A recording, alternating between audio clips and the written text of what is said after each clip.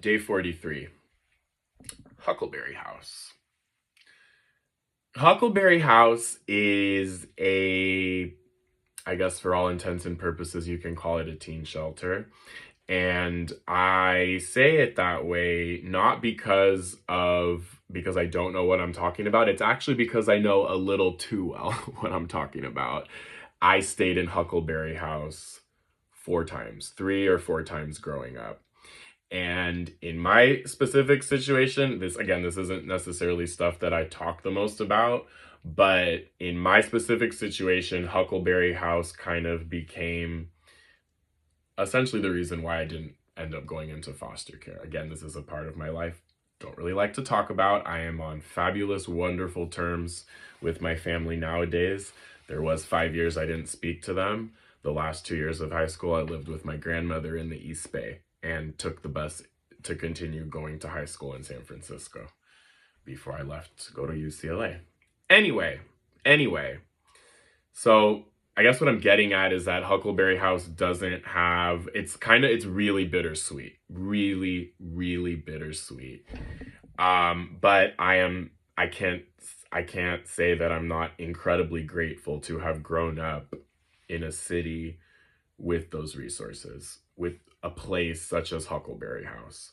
So Huckleberry House, named after Huckleberry Finn, if that's not obvious. Um, it's not impossible to find out where this place is, but I'm not going to say specifically where this place is. Obviously, it's a matter of safety. I'm pretty sure that you have to be under 18 to be a resident there. And anyway, I'm not here to speak too much on the services that they provide, and how they do that. I'm gonna just talk about my experience because not many people can speak of having actually taken place in Huckleberry House or actually utilized Huckleberry House's services. And I'm pretty fucking sure I could probably be the only person on the planet who's been through Huckleberry House and then ran for Congress. So, again, I won't explain any of the circumstances, but on one occasion I came to find myself at Huckleberry House and I wore the same outfit that I came in for like 3 days. And no, I'm not exaggerating. So when I finally had some clothes brought to me, you're gonna laugh, but it was like a pair of pants with like green on it and then an orange pair of shoes. And I was like, I can't go back to school wearing this. And mind you, I was such a good student that one of the things that really stuck out to me about this program, about the way that foster care and youth services are handled, they don't give a shit about your schooling. I had to beg because the protocol is that you come in, they take you to the health clinic, etc. They process you. And I had to beg the people to be able to go to school and take my French quiz. And they made me swear and promise that I'd come back.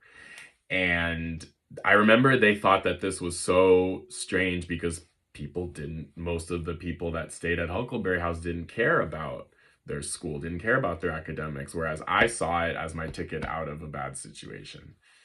Again, I don't speak about this time in my history, in my childhood, my high school years, my adolescence years, because I had a fabulous childhood. I just want to end it on that note. But anyway, Huckleberry House, bittersweet memories, very, very needed service, and one that I do owe an incredible amount of gratitude to.